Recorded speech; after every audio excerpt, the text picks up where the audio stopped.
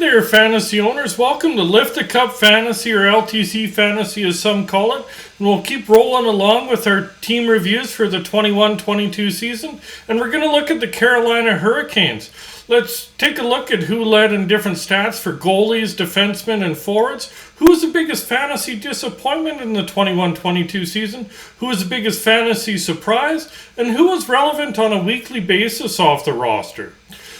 Don't forget to subscribe. That way, if you want to catch your favorite teams review, maybe your favorite rival reviews, maybe you want to catch all 32, or take a look at a team that sometimes gets overlooked fantasy-wise, it'll be a lot easier to find that video if you do subscribe.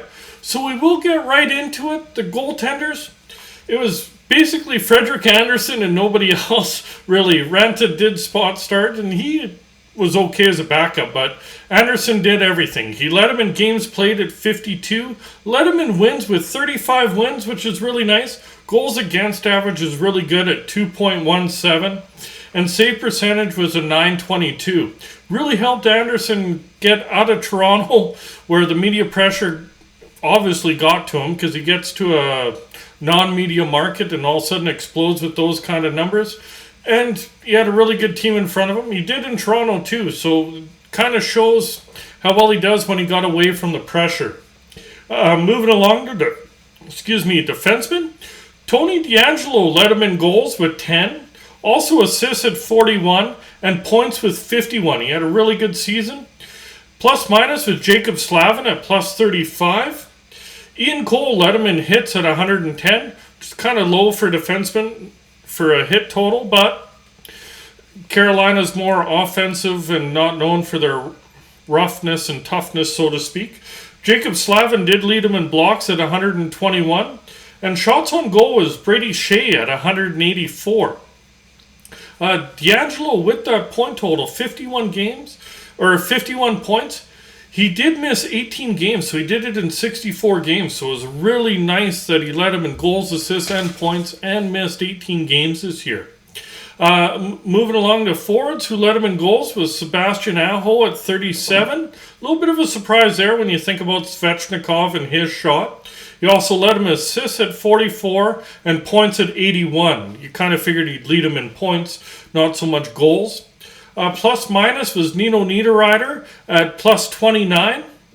Jordan Staal led him in hits that fed through the body around, 212 hits. So he definitely tossed the body. So that's where they get more of their physical play from, is from their forward group. Blocks was Vincent Trocheck at 46 blocks. And shots on goal, speaking of Svechnikov and his shot, he led him in shots at 249. The forward group was really solid overall, as you can tell their success during the season, and they had 5 20 goal scorers on their roster. Biggest disappointment for me was Martin Nikas. He had a down year. He had 41 points in 53 games last season, and this year he only put up 40 points in 78 games played. Now he is only 23, so you're kind of hoping he took a step forward, but really he regressed a bit, so that was for me, a fantasy disappointment.